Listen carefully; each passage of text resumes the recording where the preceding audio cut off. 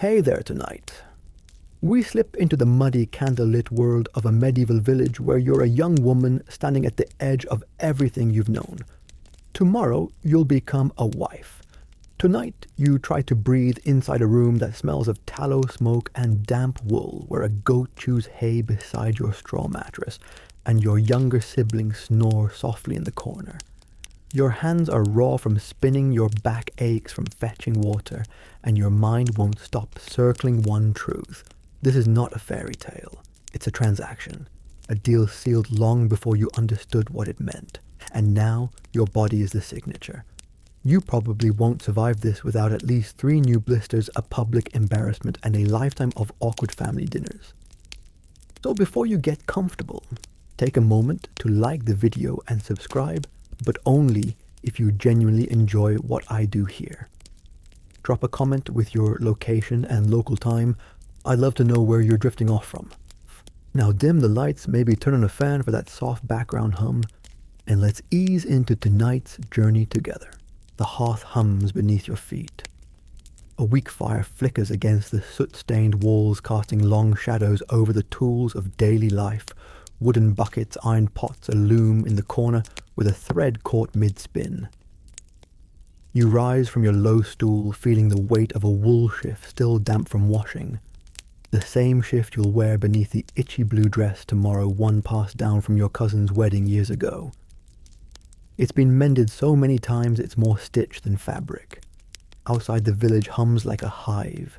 You hear laughter, gossip, and the thud of a cask being rolled toward the churchyard. You wince, knowing the celebration has already begun without you. The feast, the songs, the endless speculation about whether you'll cry during the bedding. Your role in this performance is less bride, more curiosity. You step outside briefly, letting the cool night air soothe your flushed cheeks. The sky is a dark tapestry of stars, and the air smells of hawthorn and manure. You draw your shawl tighter and head for the well, passing 2 older women whispering beneath their cloaks. "She's marrying the miller's son," one says with a sniff. "Lucky girl," the other mutters, "if you like temper and too much ale." You grip the bucket handle tighter, your jaw clenched. You've never had more than 3 words from him, yes, no, and a grunt that could have meant anything. But everyone seems to know what's in store for you. You're not a person here. You're a story unfolding, and every neighbor has already guessed the ending. Back in the cottage, your mother is weaving flower stems into a crown, muttering about traditions and fertility. She pauses to scold you for not smiling more. "No one likes a sour bride," she says, adjusting the crooked petals. You want to scream or run or disappear entirely, but instead you kneel by the fire, feeding it kindling until it sighs with life again. You try to still your hens, but they tremble. The bedding ceremony looms ahead, less a private night, more a public spectacle. You've heard of brides being cheered into bed, of uncles lingering with ale-soaked songs about ploughing fields. You've heard worse too. Stories you pretend are only stories. You press your fingers to your temple, then glance toward your pallet in the corner. The straw mattress is thin, scratchy, and home to a goat during the day. It's not fit for dreaming. But tonight is where you'll lie awake, rehearsing tomorrow's role over and over again. Your father storms in from the alehouse, red-faced and fuming. The dowry negotiations aren't going well. The miller wants another bushel of barley and a bolt of cloth. Your father spits into the fire and mutters something about greedy bastards. Your mother hushes him, the girl can hear. You can, and the words scrape against your chest. Your younger brother sleeps through it, all oblivious. He's 7. He'll never be traded for a field or a flock. You envy him. Later in the candlelight, your mother hands you a bundle. Linen herbs and a comb made of bone. She says little, but her look says everything: be good, be quiet, survive. That's the most any woman can hope for. You lie back on your straw pallet, the blanket coarse against your skin. Somewhere outside, a fiddle begins to play a crooked tune. Laughter follows. They're already dancing. The feast is beginning. and you, the bride-to-be, are left with your own thoughts and the soft bleat of a goat who doesn't care what happens tomorrow. You close your eyes and try to sleep, but the fire is low, and your thoughts are louder than the flames. You imagine tomorrow's walk to the church, the stiff dress, the prayers you barely understand. You imagine his face still a blur in your memory. You imagine the night, and you feel very small. The next morning begins not with light, but with sound low voices murmuring outside, chickens clucking indignantly, a pail tipping over somewhere near the neighbor's coop. You've barely slept, and your limbs feel leaden beneath the rough wool blanket. The goat has left, finally replaced by your sister, who tiptoes past you with a hunk of bread in her hand and a sly smile on her face. Everyone knows what day it is. You sit up slowly, brushing straw from your shift, and catch your reflection in a polished scrap of metal.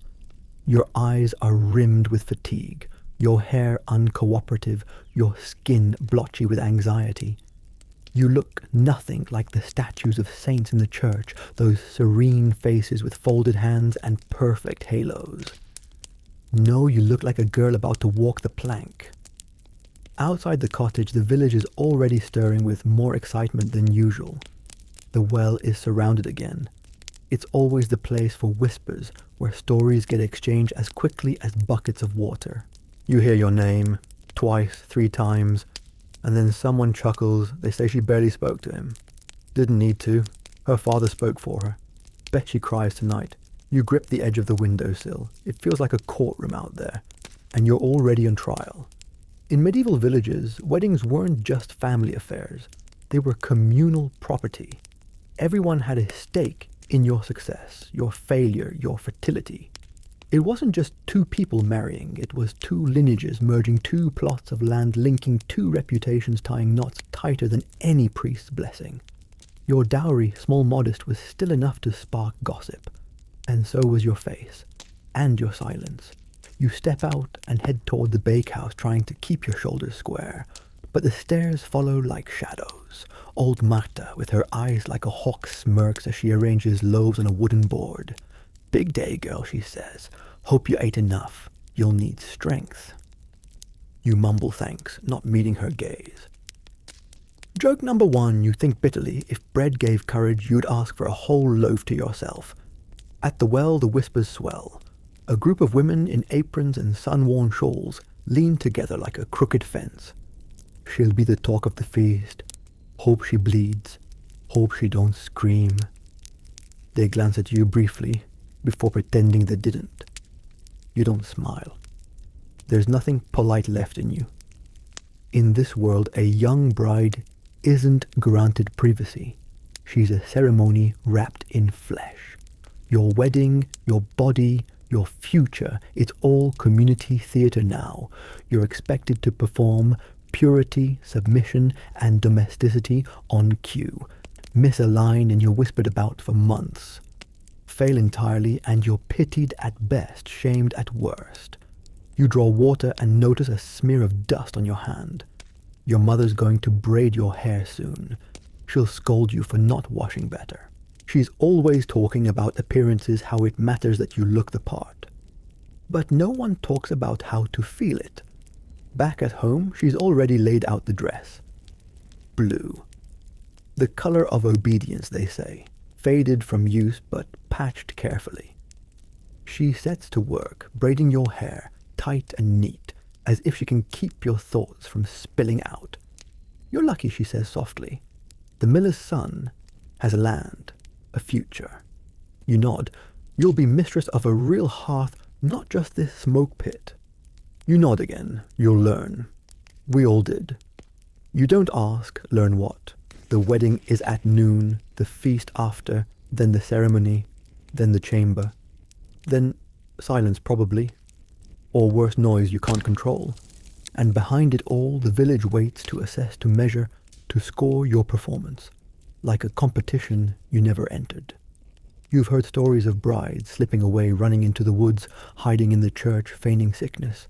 But none of them ended well. One was dragged back by her father. One married a woodsman and starved. One just vanished. And you have younger sisters, a family name, a dowry already delivered. You have no room to disappear. The morning wears on. You eat a crust of bread you can't taste. You listen to your father mutter curses about the miller's extra demands. You watch your mother stitch the final thread into your bodice, her fingers trembling just once before she ties the knot. Outside, the sun rises higher. The church bell will ring soon. You take a moment, just one, standing in the doorway. The breeze is warm, the fields gold with harvest. Somewhere a child laughs, a hen clucks indignantly at a goat. Life goes on, and you are being absorbed into it like water into the ground. You close your eyes, just for a second. This isn't a love story. It's a shift change. You're being handed from one household to another like a broom or a pot or a sack of barley. Joke number 2. If women were tools, at least someone would sharpen them before use. Your sister offers you a flower, crushed and wilted, but she smiles wide. You'll be so pretty, she says. You smile back. It's your only lie today. The church bell tolls, long, slow, deliberate. Each note lands like a stone in your chest. You're already at the church door, fingers curled against the worn wood, your mother fussing over a loose strand of hair. Behind her, your father is adjusting his belt, for the third time muttering under his breath about the cost of the feast. Your younger siblings are barefoot and sun-flushed, whispering and pointing at the garlands hung on the gate. Inside, it's dark and cool. The air smells of dust and old incense. Saints look down at you from stained glass windows, their painted eyes unnervingly blank. You try not to meet their gaze. The pews are filled with neighbors, cousins, acquaintances who somehow know more about your body than you do. The women wear their best kerchiefs. The men scratch at their beards and nod solemnly. A few children fidget beside them, hushed by sharp glances. All of them are here for the show. At the altar stands the priest, Father Arnaud, whose sermons always seem to end with the words, "And let her be obedient." He nods as you approach, then turns his attention to the miller's son beside him. Your husband-to-be is tall, broad-shouldered, and looks profoundly uncomfortable. His tunic is clean but wrinkled, and a sprig of something lavender sticks awkwardly from his belt. His eyes don't meet yours. You suspect he didn't choose the sprig, or the belt, or you. He offers a small, stiff nod. You return it. The priest begins. In medieval Europe, weddings were not ceremonies of affection. They were contracts, alliances, transfers of value and responsibility. By the 14th century, the church had formalized marriage as a sacrament, a sacred bond between man, woman, and God. And once spoken aloud, vows were binding for better, worse, and everything in between. But beneath the pious language, the practicalities dominated. Dowries, land, labor, lineage. This wasn't a celebration of love. This was a confirmation of ownership. You barely hear the priest's words, something about unity, about service, about purity. Your eyes drift across the faces in the pews, old Martha with her arms crossed, the baker's wife whispering into her daughter's ear, the butcher's boy picking his teeth. Then comes the vow, the one you were warned about. Do you, in front of God and witness, accept this man as your husband, to serve, to honor, and to obey? The word obey feels like a stone in your throat. You nod. You mumble, I do. The priest barely waits before turning to him. His answer is clearer. I do, he says firmly, though he hasn't looked at you yet. The priest clasps your hands together, yours cold, his warm and calloused, and binds them with a strip of embroidered cloth. A symbol of unity, they say, of joined fates, of equal yoking. Joke number 1. If this is equal yoking, why are you the one being led? There's a murmur of approval as the priest blesses the union. A few of the older women weep, though whether for joy or nostalgia or relief you can't tell. You step outside to the sunlight. A cheer rises. The feast begins. It's held in the village square, a makeshift arrangement of benches, barrels, and blankets. Bread is passed down rows of guests. Cheese and salted fish follow. Ale flows in wooden mugs. Children run underfoot while old men debate the year's barley harvest. There's music of a kind. A fiddler and a boy with a drum keep uneven time while the guests clap and stomp. You sit beside your husband, picking at the bread smiling, when someone toasts, laughing when prompted. He stays mostly quiet, nodding when spoken to, gulping ale when the conversation gets too pointed. Once, he glances your way, as if trying to gauge whether you're about to cry or bolt.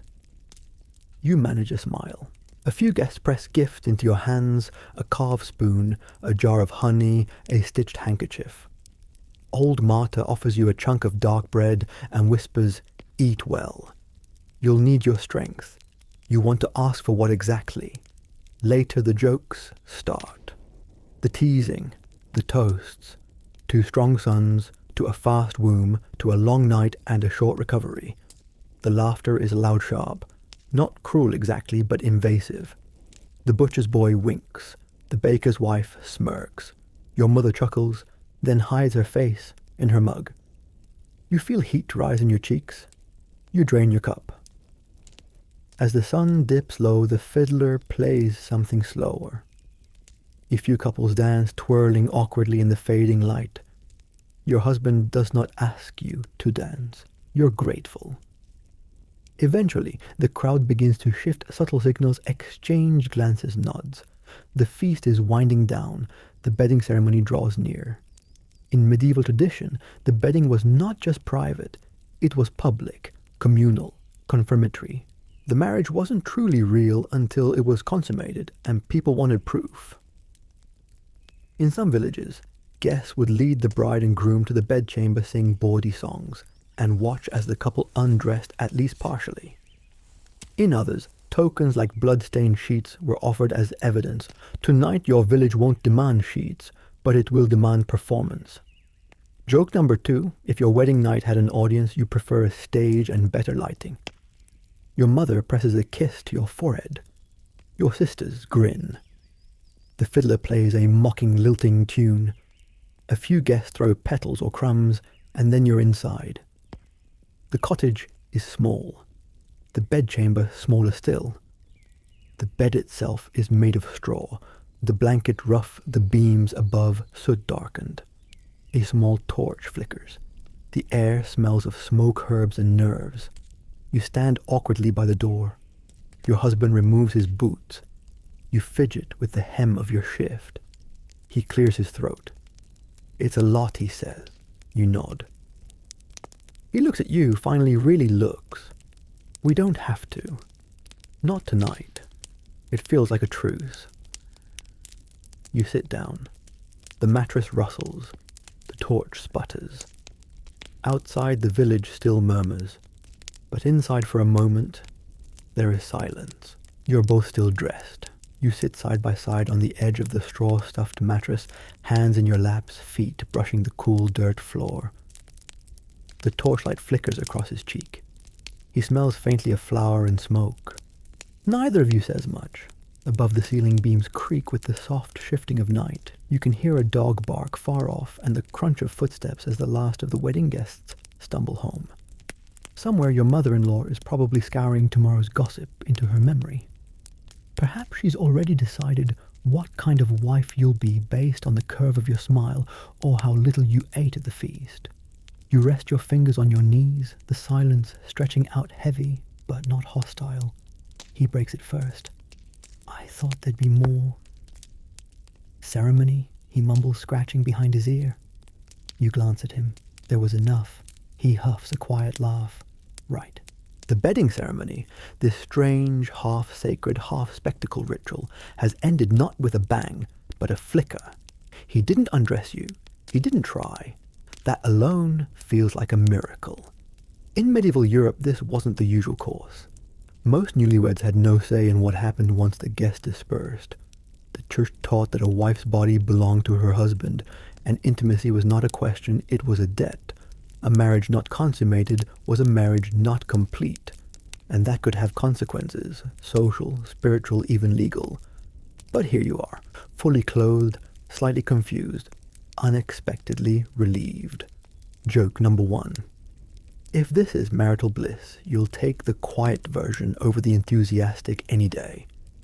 You lie back slowly, the mattress crackling beneath you. He follows suit, not touching, not speaking, just breathing. You count his breaths like tally marks. Eventually sleep comes. Morning arrives not as a gentle nudge, but as a rude shove.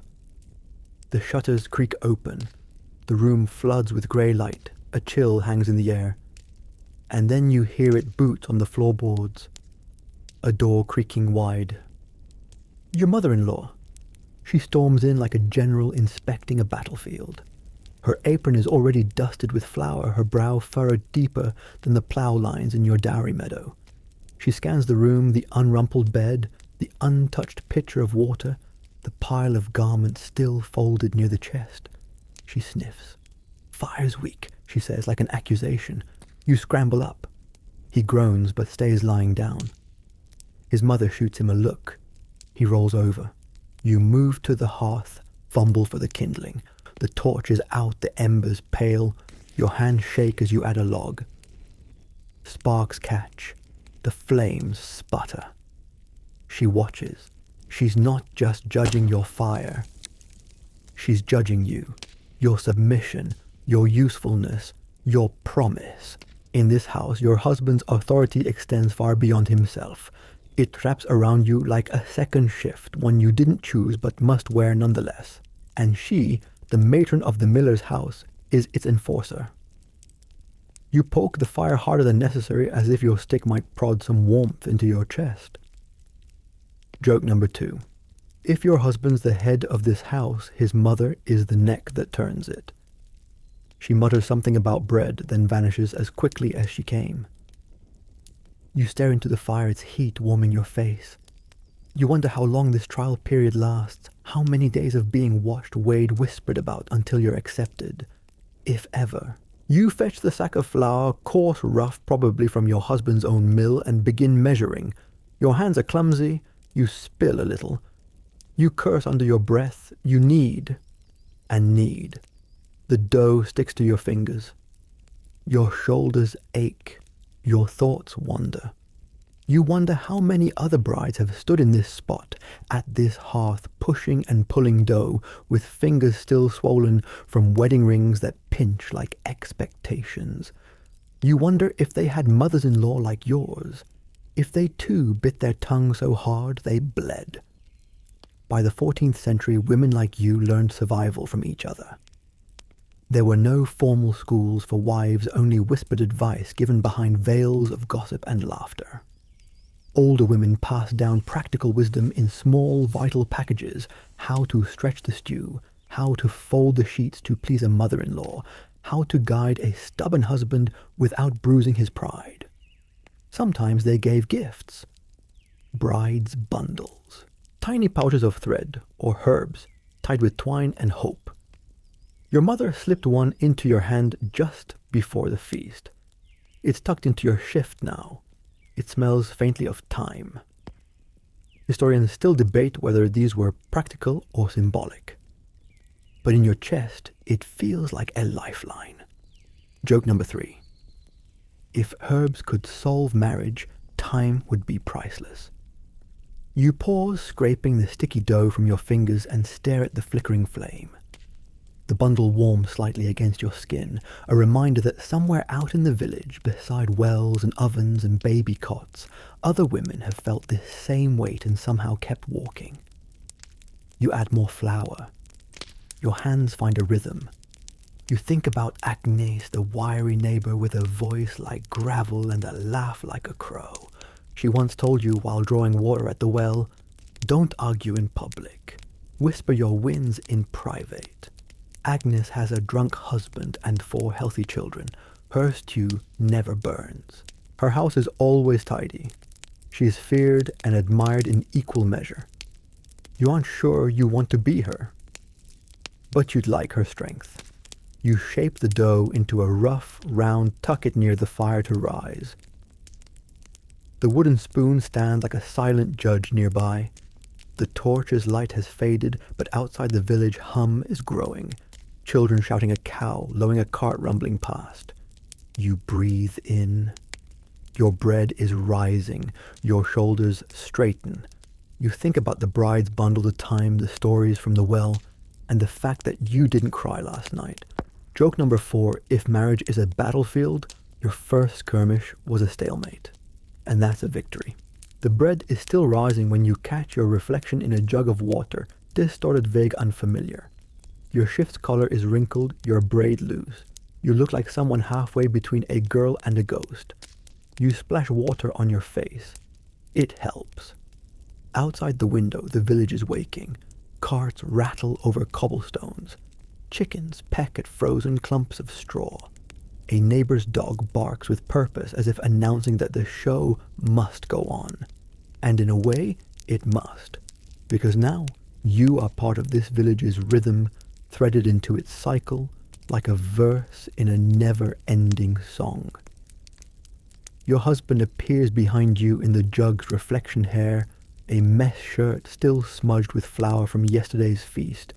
You both look like you've been through a storm and washed up on the same uncomfortable shore. Morning, he says, sheepish. You nod. He steps closer. Awkward silence again. You slept. You shrug. Enough. He scratches the back of his neck. You, want me to chop kindling later? You blink. Not a romantic offer, but oddly touching. You nod again. It's not love. Not yet. But it's something, an acknowledgement that you exist, that you might have needs, that your arm shouldn't carry every burden in this household. Joke number 1. If this is foreplay in medieval marriage, a kindling offer might be the closest thing to a sonnet. You set out 2 bowls and ladle some thin porridge. He eats without complaint. That too feels like a gift. The roles you're both meant to play, husband and wife, miller's son and the dowry bride, have already been scripted. But maybe quietly, you'll write your own notes in the margins. You head to the well next. The air outside is brisk and your cloak barely holds it back. Still, the walk is a reprieve. The wind wakes you better than the bread ever could. You pass Agnes again, and she raises an eyebrow at your pace. No limp. That's either a mercy or a scandal. She cackles. You don't reply, but your ears burn. At the well, 2 other women glance your way, whispering behind cupped hands. You know what they're wondering. Did you consummate the marriage? Will there be a child by spring? Is she barren? Is he? In medieval Europe, a marriage wasn't just between 2 people, it was a village affair. Everyone watched, everyone judged. Gossip was currency, and weddings were stock markets. If heirs came quickly, bets were paid. If not, tongues wagged. In some communities, they even inspected the sheets for blood. Public proof of purity and consummation waved like a flag of honor. Barbaric, but real. You clutch your bucket tighter, knuckles white. Joke number 2. If gossip were taxed, your village would fund a cathedral. You draw water quickly and make for home. But the glances follow. You wish you had armor, or failing that, invisibility. Instead, you have a bucket and a slightly damp cloak. It'll have to do. Back in the miller's house, your mother-in-law eyes the water as if it holds secrets. Then wordlessly, she moves aside. You wash the flour off the table and sweep yesterday's crumbs into the fire. The bread has risen. You knock it down, reshape it, and slide it into the hearth's oven. The scent begins to change, shifting from cold smoke and sweat to something warmer. Comforting. Even your husband notices. Smells like home, he says, surprised. You glance at him. Maybe it could be. Eventually, later that day, the priest visits. You hear his voice before he enters. Low, measured, smelling of incense and sanctimony. He doesn't smile. He blesses the threshold. His eyes scan the room like he's counting sins. He asks how the marriage is going. Your husband opens his mouth, closes it. You step in. It's begun. The priest nods slowly as if that vague sentence contains everything he needs to hear. But his gaze lingers on your belly just long enough to make your skin crawl. In the eyes of the church, your job is clear, bear children. Submit to your husband. Keep a holy household. Anything less risks your salvation. In fact, by the 14th century, the church had turned marriage into a sacrament, a divine bond that could not be broken. Not for lack of love, not for cruelty. Only death or a monastery could undo the knot. And even then, paperwork was involved. Joke number 3. If holy vows came with an escape clause, the priest forgot to mention it. You nod politely as he recites a prayer, one hand raised in benediction, the other flicking holy water like a man trying to extinguish invisible flames. Your cloak is still damp. The floor still needs sweeping. The bread still browns in the oven. But for a moment, everything is still and heavy. You feel the church's presence like another weight on your shoulders, silent, immense, always watching. The cross above your bed wasn't hung for decoration. It's a reminder, a warning, a leash. The priest finally leaves, muttering something about Sunday Mass. You exhale. Your husband does too. He catches your eye. There's a brief, wordless understanding, a truce, maybe even a beginning. You return to your chores. The dough is golden now, crisp around the edges. You slide the loaf out of the oven and set it on the windowsill. The smell of bread fills the house. For now, it's enough. The bread cools, slowly crackling as it settles. You brush the flour from your hands and lean against the hearth. The day stretches ahead, silent, long, and unfamiliar. You have done everything you were taught. Tend the fire, feed the husband, nod to the priest, and yet you still feel like a visitor in your own life. Outside, the village hums. At the market, vendors holler over cabbage and cloth. Children chase chickens down muddy paths. But even among the clamor, you feel apart, like a figure half painted into a mural, visible, but not quite part of the story. Your new home has rough beams, creaky floors, and drafty corners. The roof leaks in the left corner and the shutters stick when you close them. Still, it's where you are now. The hearth is yours to keep lit. The floor is yours to sweep. The silence is yours to break or obey. The church says you are one flesh with your husband now. One body, one burden, but it doesn't feel like that. Not yet. He sits on the stool across the room, mending a strap on the ox harness. He doesn't look at you, but his presence is quiet, not hostile, not demanding, just there, like furniture or fog. Your fingers ache from kneading dough earlier. You flex them, then pick up your sewing. The hem of your shift needs fixing. The tear from your nervous fingers last night still gapes like a wound. You stitch carefully. Outside, someone sings a lullaby in a minor key. The sound slips in through the window and wraps itself around your ears like a spell. You think of your mother, of her warnings half spoken, half swallowed, of how she handed you the red ribbon before the ceremony, her eyes wet, but her jaw set. "Don't step on the bed's left side," she whispered. You hadn't laughed even though you wanted to, because you knew she wasn't joking. In medieval Europe, rituals like that weren't quaint. They were shields, attempts to protect women in a world that rarely offered kindness. Some believed tying a red ribbon around a bride's waist increased fertility. Others tucked herbs like rue and fennel under the bed for luck. One woman pressed a dried apple into your palm and muttered something about sweetness in marriage. You ate it, mostly out of politeness. Now you wonder if it was meant as a spell or a warning. Joke number 1. If good marriages could be baked into apples, no one would need priests. These superstitions cling to you like the smoke in your hair. The posy under the bed still smells faintly of licorice. You're not sure if it's magic or mold, but it lingers. Later, as you sweep the hearth again, you notice something tucked into the corner, a sprig of rosemary tied with red thread. You pause. You didn't put it there. Your mother-in-law, maybe a neighbor. The church frowns on these little charms, calls them pagan nonsense. But the village doesn't care. The village believes in what it sees. And what it sees is that charms sometimes work. You leave the rosemary alone. Some protection, even questionable, is better than none. Your husband finally speaks. "That's from Agnes," he says, nodding at the rosemary. "She always brings one when someone new moves in. Says it keeps mice and men honest." You huff a laugh, surprised. He smiles faintly. "You can toss it if it bothers you." You shake your head. It doesn't. Joke number 2.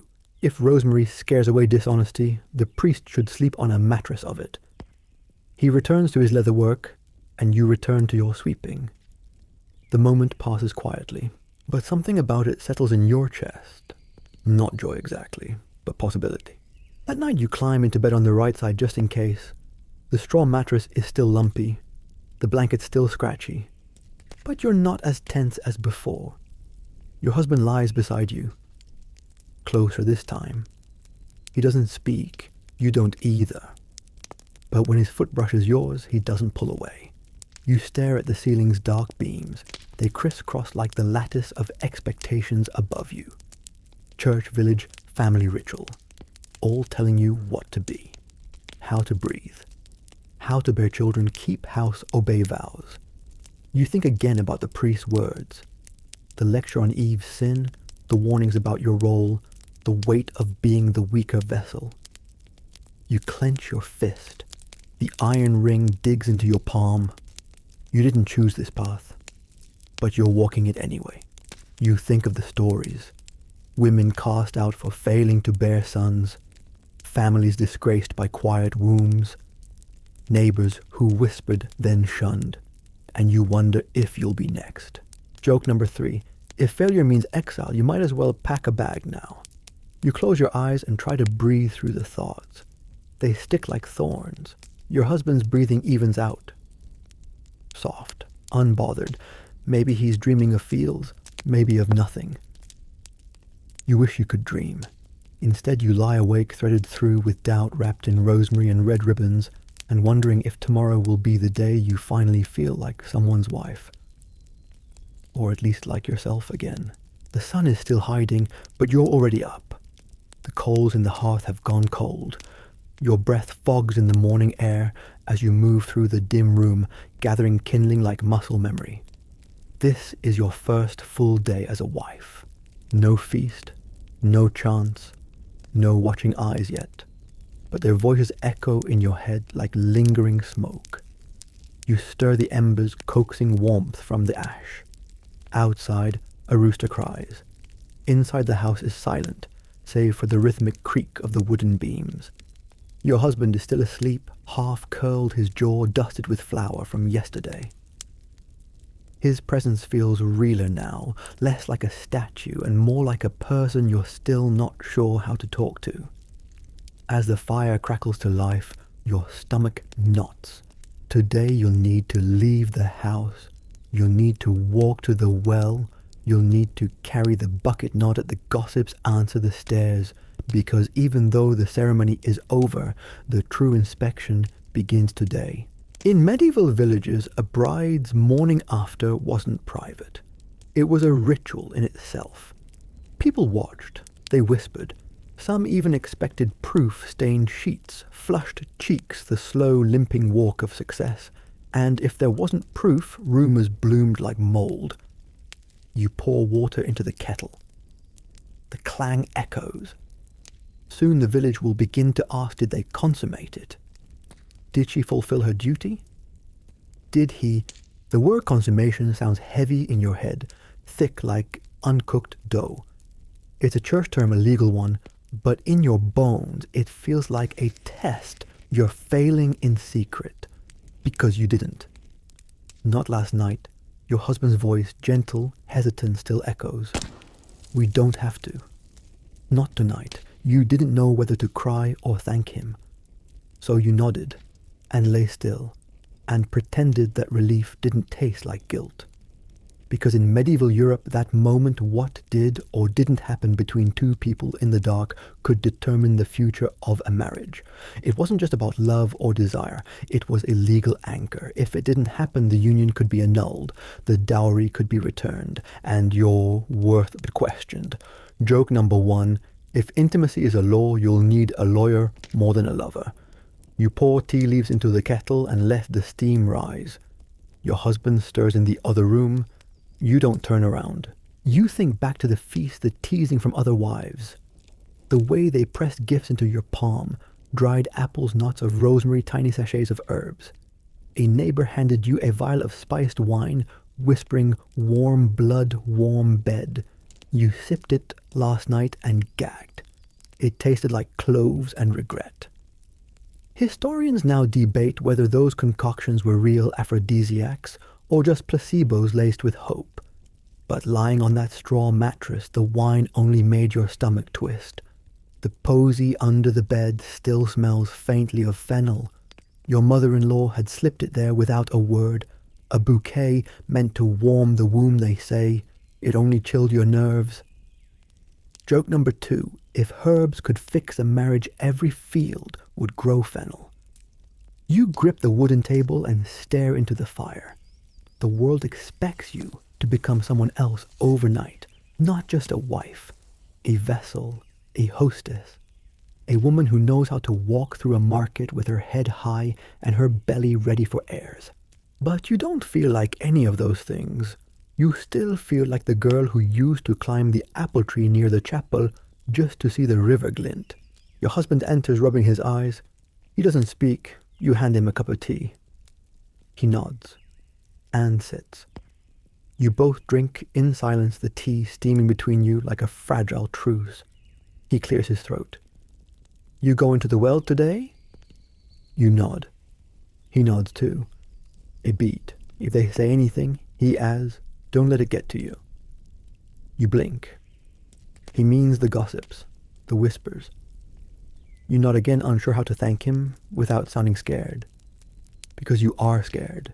You're scared of the women who will measure your face for clues, of the neighbors who will glance at your hands to see if they tremble, of the old crone who always stands by the chapel wall watching everyone.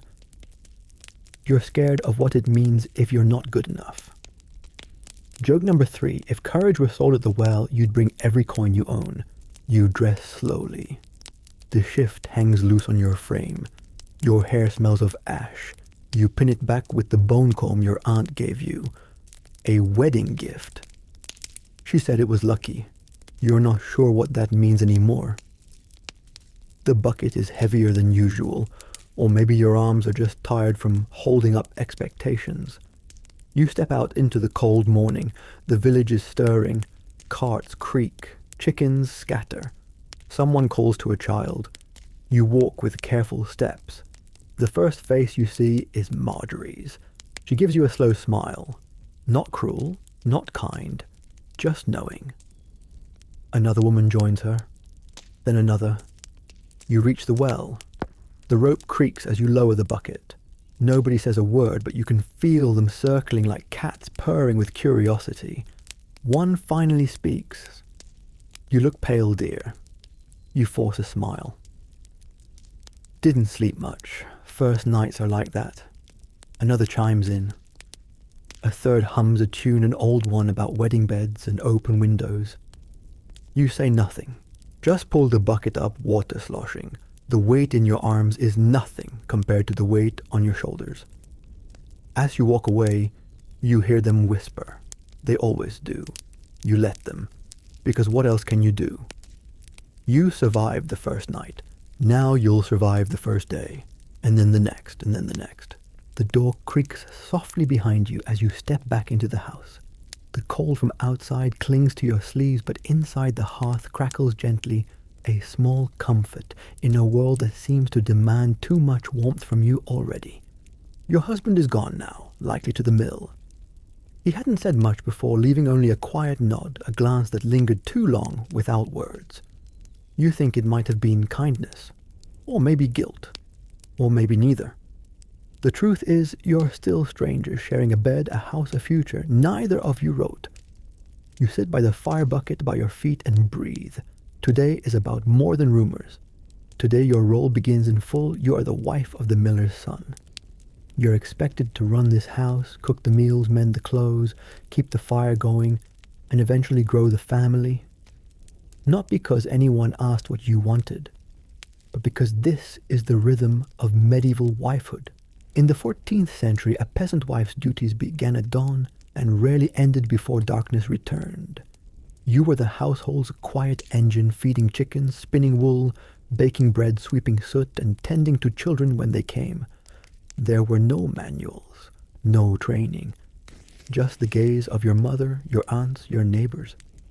And now they watch you expectantly. Joke number 1. If marriage is a job, you miss the interview entirely.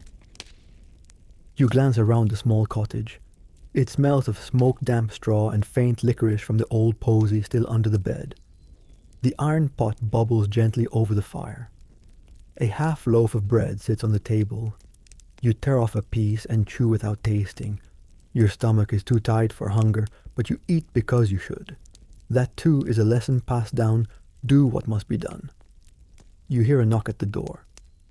It's your mother-in-law, of course. She steps in without waiting, cheeks flushed from the cold eyes sharp as ever.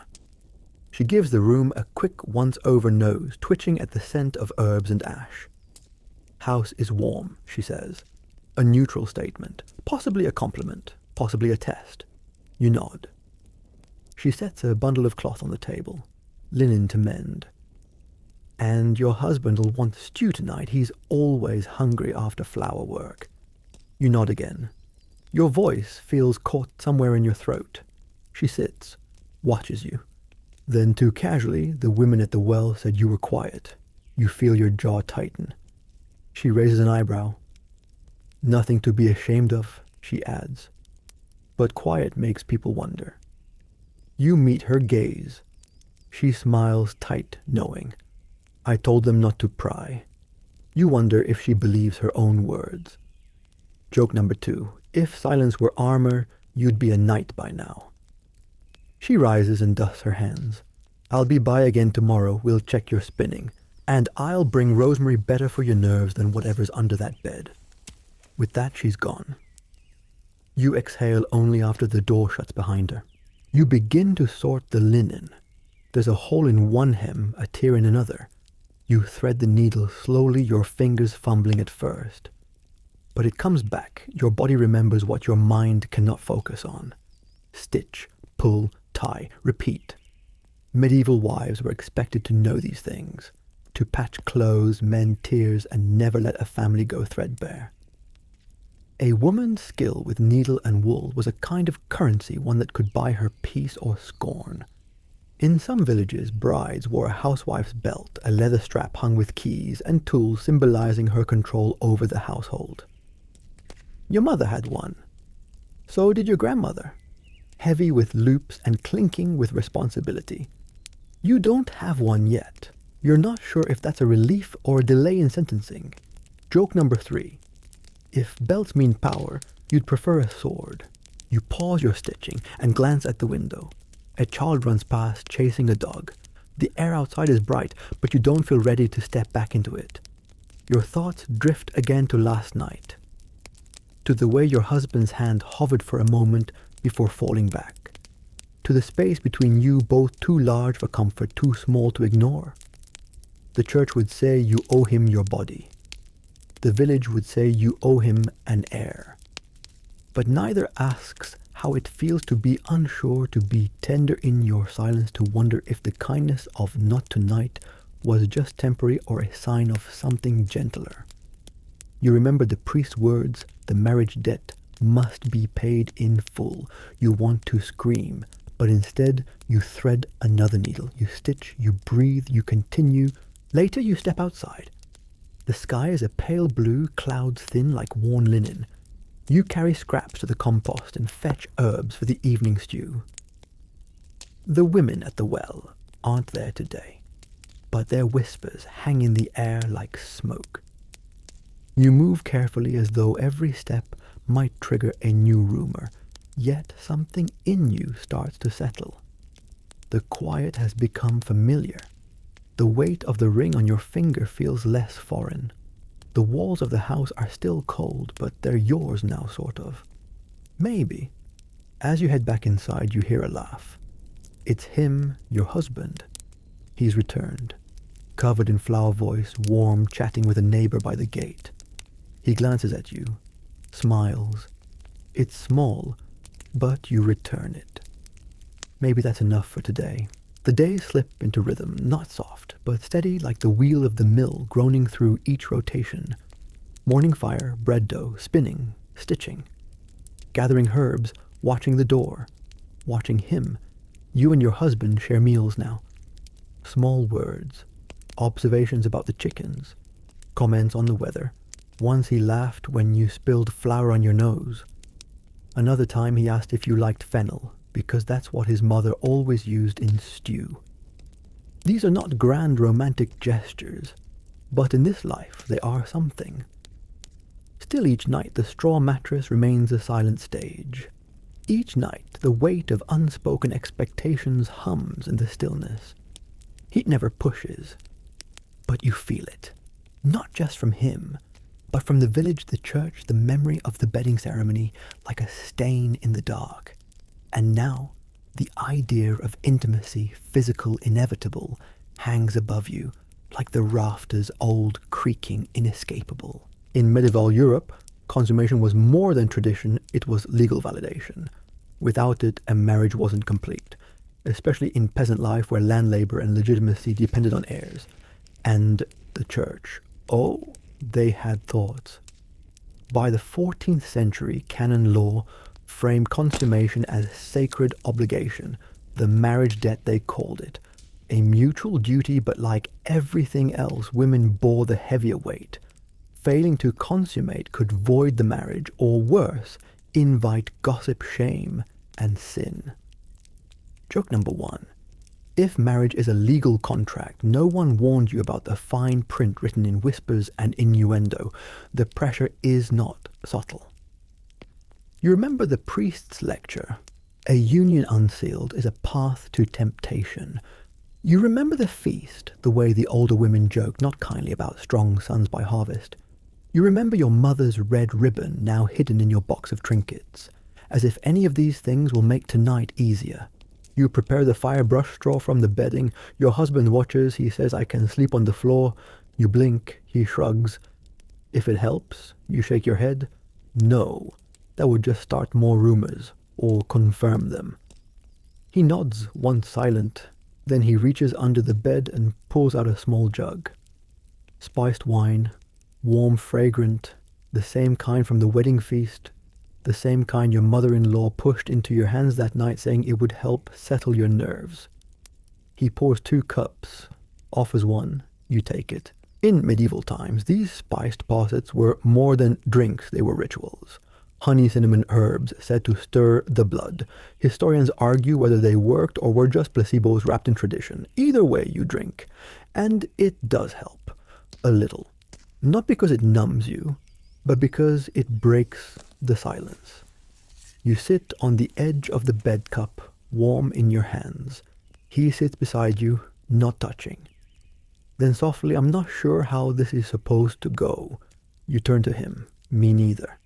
It's the most honest thing you've said all week. He chuckles, quiet but real. Joke number 2, if marriage is a performance, you're both still rehearsing Act 1. He sets down his cup and lies back, hands folded. You follow slowly. You lie, side by side, not touching. The silence now feels less like distance, more like truce. You whisper, "We don't have to." He cuts in. "I know." More silence, but this one is easier. You close your eyes. Let the warmth of the wine settle in your belly. Let the flicker of torchlight dance across the ceiling. Let the straw mattress creak beneath your shifting weight, not as threat, but as simple furniture. Joke number 3. If marriage is a gamble, maybe you're both bluffing, but at least you're doing it together. No one tells you how to navigate this. The women who've gone before only left behind riddles, red ribbons, dried apples, fertility posies, church vows, tools without instructions. No one explained what to do with uncertainty. No one warned you how intimacy can feel like surrender when there's no map. But for tonight, it's enough that you're both still here, still sharing this small, smoky room, still willing to speak honestly. You roll onto your side. He stays on his back, eyes on the beams. I used to think marriage was simpler, he says. You nod. Me too. The torch flickers lower. The wine warms your limbs, and the pressure that has wrapped around your ribcage since the wedding begins to loosen just slightly. The marriage debt may still loom. The church may still peer through invisible windows. The village may still whisper. But tonight, you share the burden. And for the first time, it doesn't crush you. Morning arrives with no ceremony, just the soft scrape of a rooster's crow, the distant clatter of a cart, and the sting of straw against your skin. The fire's gone cold. Your husband is already up, pulling on his tunic, brushing flour from his jaw. He doesn't speak, but he glances at you just briefly and offers a nod. Not warm, not cold. Just understanding. You sit up slowly, your joints stiff, your eyes gritty from sleep you barely managed. The blanket still clings to you rough and familiar, as if trying to shield you from the next step. Because this morning is not just about waking, it's about being watched. In medieval Europe, the morning after was often more public than the wedding night. Especially for peasants whose marriages weren't just personal, they were economic, political, communal. The community had a vested interest in the union, and in proving it had been completed. In some villages, older women called bed monitors were tasked with checking the linens for blood, a crude and invasive ritual meant to confirm the bride's virginity and the marriage's consummation. Your village doesn't go that far. You hope, but it doesn't need to, because the scrutiny is already there in glances, in whispers, in the weight of every step you take outside that chamber. Joke number 1. If intimacy is supposed to be sacred, the village certainly missed the memo. You dress in silence. Your husband has gone downstairs. You splash your face with cold water, braid your hair with trembling hands, and straighten the shift that still smells faintly of smoke and spiced wine. The red ribbon your mother tied under your wedding dress? You tuck it into the bottom of a wooden box, unsure if it was ever magic or just another reminder of control. You descend the stairs. Your mother-in-law is waiting. She eyes you with that unnervingly neutral expression, lips pressed, arms folded, apron clean. She says nothing about the night, but she slides a bowl of porridge across the table and motions for you to sit. So you do. And this apparently is your test. In some medieval communities, the new bride was expected to cook or serve breakfast to the groom's family the next morning, a domestic debut, a symbol of her readiness to assume the duties of wifehood. No one asks you to cook, but their silence is louder than any request. You eat in small bites. Your husband joins you, quietly.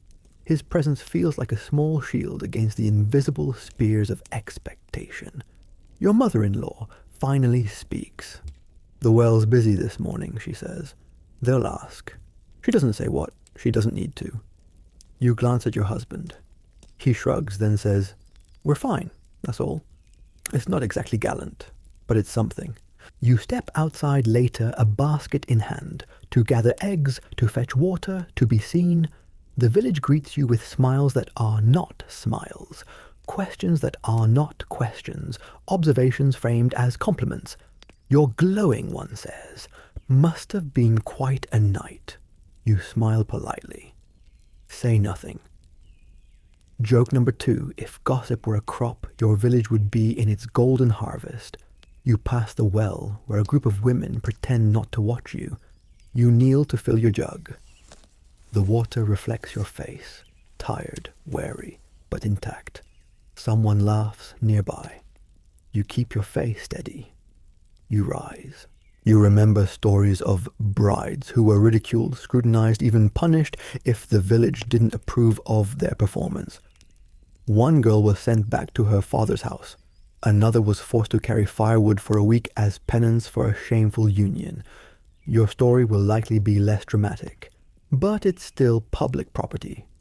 You walk through the village like a relic under glass examined for cracks.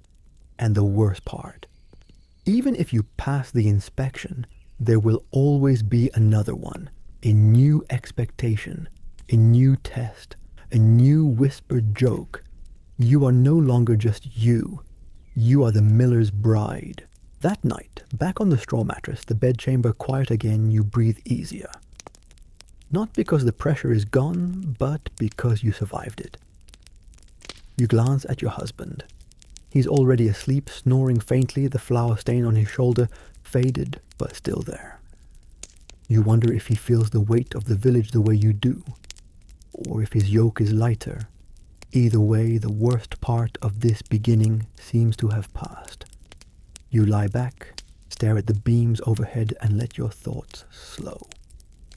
Joke number 3. If marriage is a gauntlet, at least today you made it through with all your limbs intact. You know the village isn't done watching. They never are. But for now the doors are closed. The well is behind you, the whispers have faded to echoes. For now the straw mattress is just a place to sleep, not a battlefield. You pull the scratchy blanket up to your chin and let the quiet settle like dust on the rafters. The next morning brings no fanfare, but something inside you shifts. You're still on the same straw mattress, beneath the same scratchy blanket, in the same chill bedchamber that smells faintly of smoke and stale air. But the expectations are different now. Because today isn't just about surviving scrutiny, it's about beginning, or pretending to. Because being a medieval wife is not a role you simply step into, it's a performance, a relentless routine. And the audience? Everyone. In medieval Europe, especially among peasants, a wife wasn't just a partner. She was the backbone of the household economy. Her duties were endless. Spinning wool, baking bread, tending livestock, bartering goods, keeping the hearth warm, managing children, and sometimes even overseeing apprentices or hired help. You wake up to your mother-in-law's knock. 3 sharp taps and a curt time to start. She doesn't wait for a reply. You sit up slowly, limbs sore, the emotional weight of the last 2 days pressing into your spine. Joke number 1. If this marriage is a job you'd like to request weekends off and a union rep, you dress. Today, your shift smells less like spiced wine and more like ashes. You tie your hair back, fold the blanket, and smooth the straw. It's not comfort, it's protocol. Downstairs, the rhythm has already begun. Your husband's gone likely to the mill. Your mother-in-law hands you a pail, water first, then eggs, then knead the bread. You nod. You don't speak, because this is the part where words become secondary to deeds. Out by the well, your fingers freeze as they grip the wooden handle. The cold seeps into your joints. You hoist the bucket slowly, the rope creaking. When it's full, you carry it back, arms trembling. Next, the chicken coop. You open the gate and shuffle inside the hens, clucking their judgment. You collect the eggs, careful not to crack them. One pecks your hand. You don't flinch. Joke number 2. If chickens are guardians of domestic approval, you're failing the entrance exam. Back inside, your mother-in-law nods at the eggs, but doesn't smile. She hands you a bowl of flour. You start kneading. The dough sticks to your hand, stubborn and heavy like everything else. She watches, corrects your wrist movement, tuts when the loaf is lumpy. You press harder. Not to win approval, just to finish. By midday, your back aches. Your arms are sore. The pail needs refilling. The bread needs rising. The stew needs stirring. The laundry, of course, has been waiting silently all morning in a wooden tub by the hearth. And this is just day 1. But you begin to see the pattern. In this house, in this village, in this life, visibility is currency. Everyone sees, everyone judges, and everyone expects, even the hens. You're reminded of the belt your mother used to wear, a thick leather strap with keys, scissors, a spoon, a bit of cord, a thimble, and a knife all hanging from it like trophies. It was called the housewife's belt, a medieval badge of domestic authority. Your mother used to say a man holds the title but a woman holds the household. At the time it sounded empowering. Now it sounds like a prison sentence. Your belt will come soon enough. Right now you just wear the invisible version responsibility without reward. Joke number 3, if a belt's a symbol of power, you'd trade it for a pair of shoes that fit. The day drags on. You sweep the hearth, mend a torn apron, stir the stew 3 times clockwise like your mother-in-law muttered, or it'll curdle. Your husband returns before sunset. He smells like flour and sawdust. You serve him quietly. He eats without complaint. That's something. Your mother-in-law offers no comment. Also something. After dinner, you clear the dishes. Your hands are raw, your legs numb, your breath shallow, but you did it the first day, and no one scolded you out loud, so you must have passed. Later, back in the bedchamber, your husband lights a single candle. He sits on the edge of the bed and says nothing for a long while. Then I hated it too. The bedding thing. You look at him, surprised. Thought I was the only one, you whisper. Nope. He scratches his chin. I nearly ran. You almost smile. Almost. You lie down beside him, the scratchy blanket pulled halfway up. He doesn't reach for you. You don't reach for him. But the silence is less hostile now. Shared. That's a beginning. You close your eyes.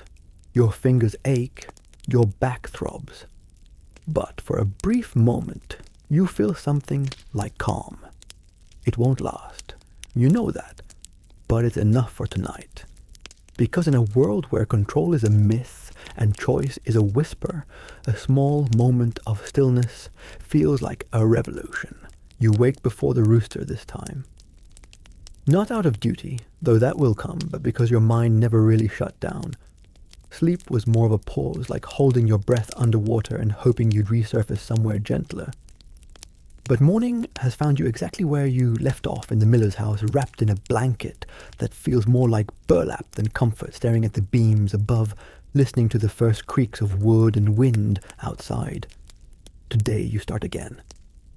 But something's changed, because now the village knows. In medieval Europe, especially in small communities, privacy was rare and precious, and for a newlywed bride it was nearly non-existent.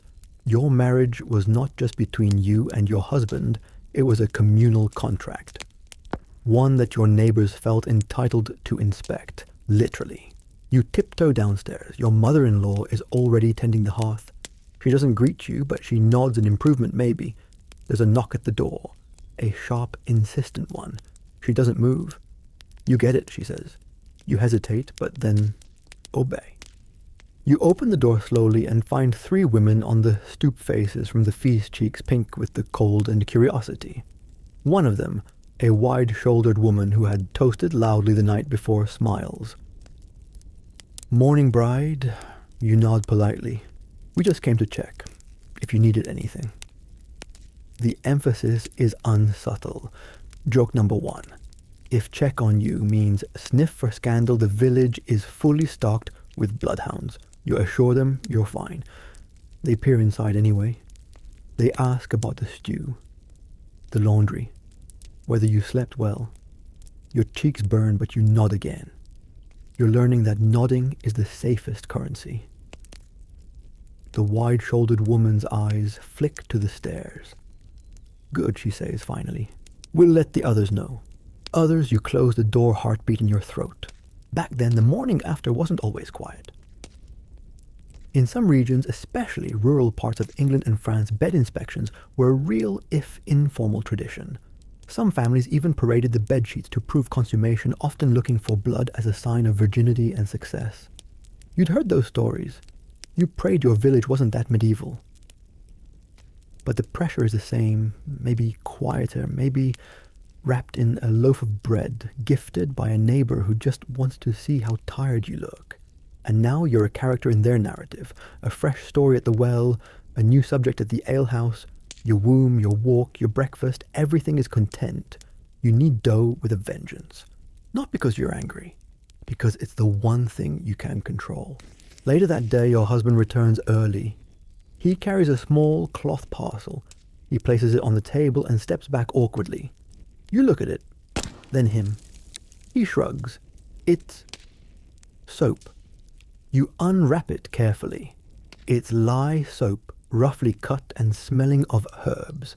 Your eyes sting, not from the scent, but from the gesture. Thanks, you say softly. He nods, rubbing the back of his neck. You both stand there in silence for a moment, staring at the soap, like it might explain something neither of you knows how to say. Marriage in this era was a puzzle, two strangers expected to become a unit, under pressure, surveillance, and divine decree. Feelings were not a prerequisite. Compatibility wasn't a luxury, but small kindnesses. They were precious and rare. You place the soap in the wooden basin and think about all the women you know who've never received so much as a word, let alone a gift. Joke number 2. If lye soap is romantic, you're suddenly swooning. You eat dinner in silence again, but the silence has shifted. He chews slower. You serve without flinching. You catch each other's eyes once, not for long, but long enough. Upstairs, you light the candle. He doesn't speak, but he doesn't turn away either. You lie side by side, not touching, not talking, but breathing the same quiet air. That counts for something. That night your dreams are thick and strange, feasts and ribbons, owls and crosses. You dream of a girl who climbs into bed wearing armor made of bread crusts and whispers charms to keep the villagers away. You wake just before dawn, disoriented but dry-eyed. Your husband's still asleep, the blankets halfway off you, the straws poking your hip. But the silence feels less like a sentence now, more like a pause. Tomorrow the village will have new gossip. Someone's pig got loose. Someone else burned their stew. You'll be replaced in their stories soon enough, but for now you lie still, the scratchy blanket pulled to your chin, the faint scent of soap on your hands, and the smallest whisper in your chest that says, maybe you'll be okay. Joke number 3, if marriage is a performance, maybe you and your co-star are starting to rehearse. The sun is barely up, but your body has already surrendered to routine. Your hands move on instinct, fetching, kindling, coaxing flames, measuring oaths by touch, not thought. The movements are grounding, steady. Domestic life has its own rhythm, and now you're learning to dance to it. You're not alone. Your mother-in-law eyes you from her stool in the corner. She doesn't correct you anymore. Not much. Maybe that's progress. Or maybe she's watching to see if you'll trip. Either way, you've become a fixture now. The new wife in the miller's house, and the expectations have only just begun. In medieval Europe, especially in peasant households, a wife wasn't merely a romantic partner. She was the manager of everything that made the house a home and the farm a livelihood. A husband might plow fields or tend to the grain, but it was his wife who kept food on the table, cloth on backs, and the fire alive through winter. You're learning what that means. Your fingers are sore from spinning wool. Your wrists ache from wringing linens. You've learned to stoke the hearth just right so the porridge doesn't scorch, and that the chickens won't lay if you yell near them. You've patched your first sock. It's ugly, but it holds. Your husband noticed and muttered something that might have been nice work. You didn't ask him to repeat it. You just tucked it in your pocket like a small warm stone. But domestic labor isn't just physical. It's political. Because every task you do, every chore you conquer, is weighed and watched by those around you. The villagers, the priest, your husband's family, they all expect efficiency, wrapped in humility, obedience laced with skill. If you're too good, they'll whisper that you're too proud. If you falter, they'll say you're unfit. It's a balancing act on a spinning wheel. Joke number 1. If the house is your kingdom, then the broom is your scepter and your prison sentence. You remember your mother's housewife belt. A long leather strap hung with iron keys, bone needles, tiny scissors, and a coin pouch. You'd admired it as a child, thought it magical, like armor. Now you know better. It's a toolkit, yes, but it's also a symbol. Power, sure, but also responsibility that never rests. She hasn't gifted hers yet. Maybe she's waiting to see if you're worthy. Or maybe she's not ready to pass the burden down. You're not sure which would be worse.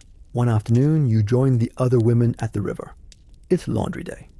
You watch how they scrub, how they laugh between curse words and gossip. You mimic their knots, their folding techniques, the way they beat shirts against rocks with rhythm. You're silent at first. Then one of them, a girl close to your age, with a gap in her teeth and an easy grin, nudges your shoulder. You looked like a corpse at the feast, she says. You blink. But today, you look like you belong. You let out a breath you didn't know you were holding. And then you laugh. It sounds strange in your own ears, like a bird testing its wings. That night your husband returns late. He's dusty from the mill. He says little. You offer bread and stew. He nods, eats quietly, then clears his bowl. He hesitates at the stairs, then says, "Good work today." You're stunned for a moment. Then you nod back. Simple words, but they land deep.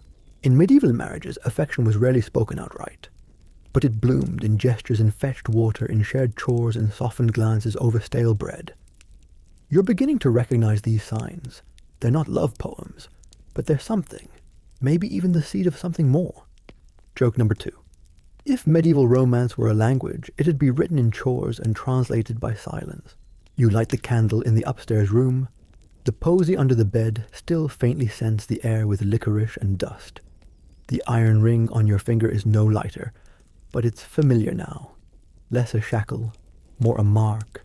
You lie in bed staring at the beams. The owl is quiet tonight. Maybe even it is learning to rest. Your husband joins you. He climbs into bed slower this time. You don't speak, but you don't turn away either. You fall asleep facing the same direction, not toward each other, but toward the future, or something close to it. The days begin to blend, their edges smudged like charcoal on old parchment. Morning chores, midday meals, evening fires. The rhythm of it settles into your bones.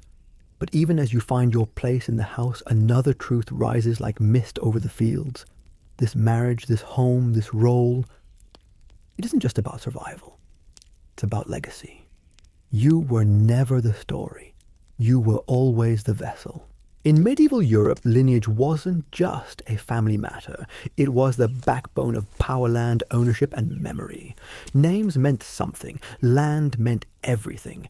And children, especially sons, were the threads that tied generations together like stitches in a woolen shroud. Your marriage, your vows, even your wedding night, they weren't just rites. They were contracts. You remember the priest's words, "Be fruitful and multiply." But now you hear them echoed by the village whispers and your mother-in-law's glances toward your belly. There's no swelling yet, no sign of new life. And so they wait. And so you worry. You sit by the hearth, pressing your hand to your stomach without meaning to. You remember your mother telling you about quickening when the baby first kicks. You remember her face darkening when she spoke of women who never felt it. You remember, too, the neighbor who gave birth in spring and was gone by summer. Legacy always sounds noble in prayers, but in practice it's messy and often cruel. The miller's house is full of symbols. A carved cradle in the corner, dusty but ready. A silver spoon tucked away in a locked box, a gift for the firstborn. An old coat, tiny, stitched by a grandmother long gone.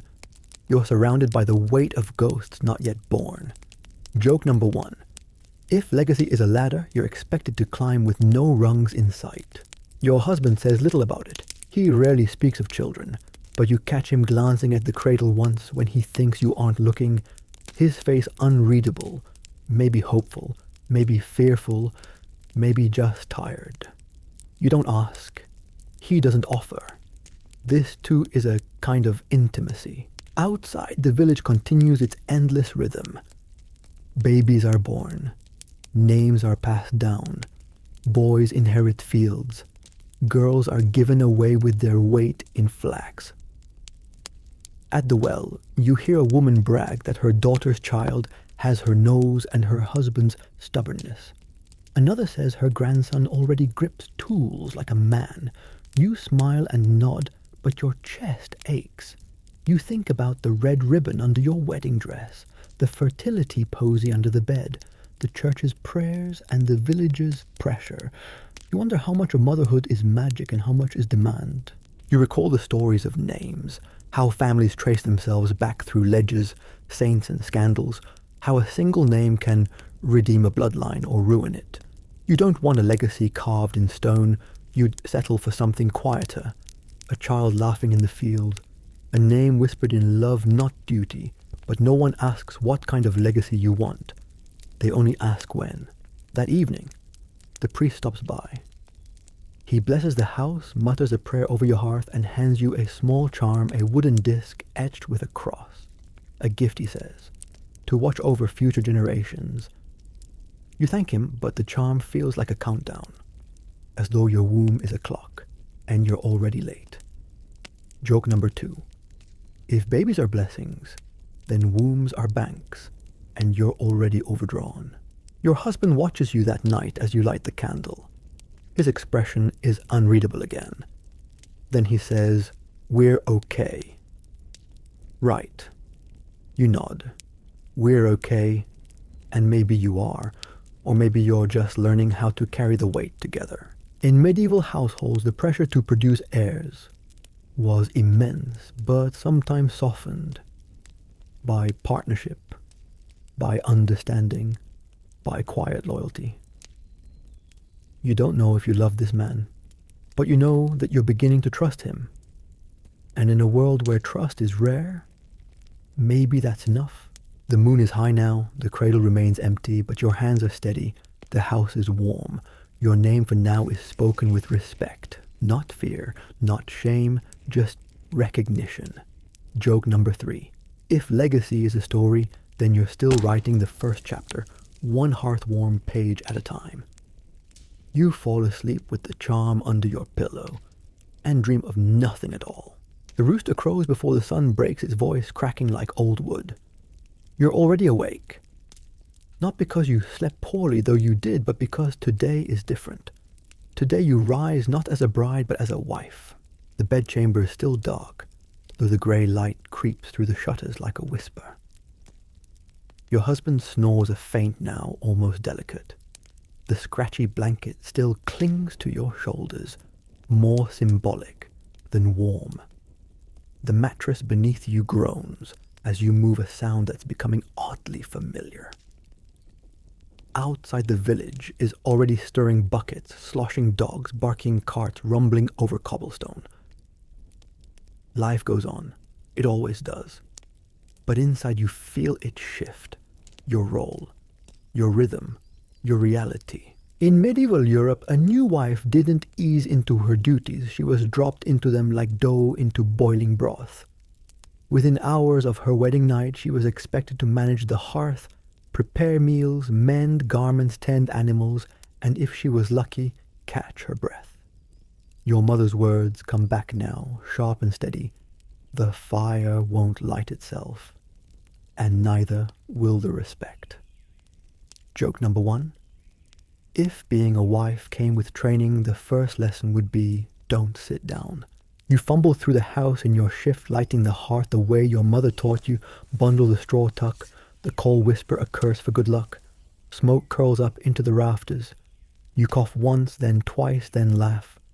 It's the first sound that feels like yours since the wedding. You gather barley, grind what you need. The flour is uneven, but passable. You know you're expected to serve breakfast to your new family, a subtle test wrapped in duty.